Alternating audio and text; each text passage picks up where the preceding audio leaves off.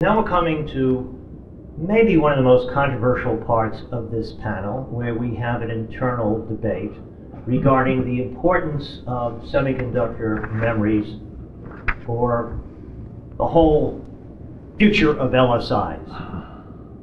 Now, some of us, like myself, that think that semiconductor memories were the driving force in LSI and everything that we have since, because they achieve the economies of scale that let semiconductor companies refine their process, their MOS or bipolar IC process.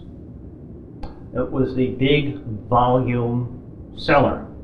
Others say that, oh, it was just a passing fad and MOS LSI would have evolved anyway without semiconductor memories. Why don't you start, Bernie, with your opinion on the importance of semiconductor memories to the semiconductor industry in Silicon Valley? Well, the semiconductor industry was obviously very interested in the memory business as a replacement for its predecessors.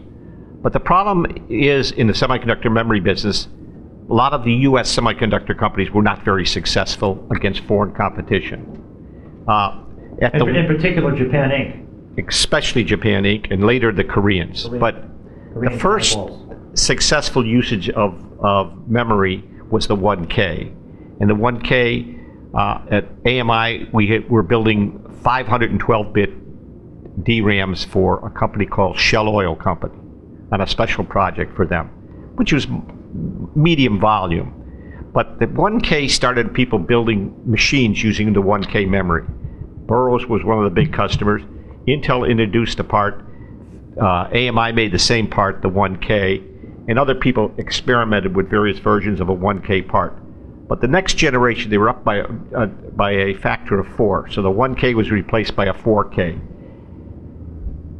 At the 4K level, and certainly at the 16K level, the US industry was non-competitive at the 16K level. The Japanese had lower prices, higher quality, and there was 4 good Japanese companies making 16K DRAMs. And the only company that really competed with them at the 4K level was MOSTEC, and MOSTEC did make some 16Ks, but beyond that, it became primarily an overseas market. They outspent us, they out-engineered us, and they outpriced us. David, do you have any comment on the importance of semiconductor memory for Silicon Valley in the future? No, it actually changed people's focus. So they started working on other things other than just memory. And a lot of the breakthroughs in American technology came because they weren't concentrating strictly on memory. Memory was a high volume, potentially high profit product that the US did not succeed well in, with very few exceptions. David, can you comment? No, I don't have anything to add. How about Ted? Yeah. I think the idea was, at Intel, since we were in the memory business, and the memory business, even after we went into microprocessors, you say for every microprocessor you sell maybe 50 memory chips. So we did use the memory to shake down the process. And that was a time, too, when there was sort of a real learning steps going on in semiconductor processing. They learned a lot about things like setting up rules for layout so they didn't create trouble spots in the lithography process. They debugged the process to get the timing and everything of all the steps worked out.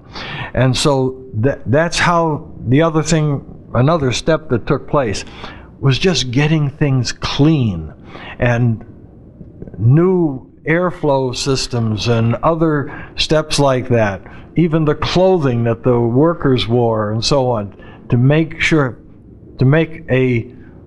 semiconductor facility, make a hospital clean room look dirty by comparison. I mean, they used to compare how much cleaner they had to run than you would in let's say, a hospital where they're worried about sterility and so on.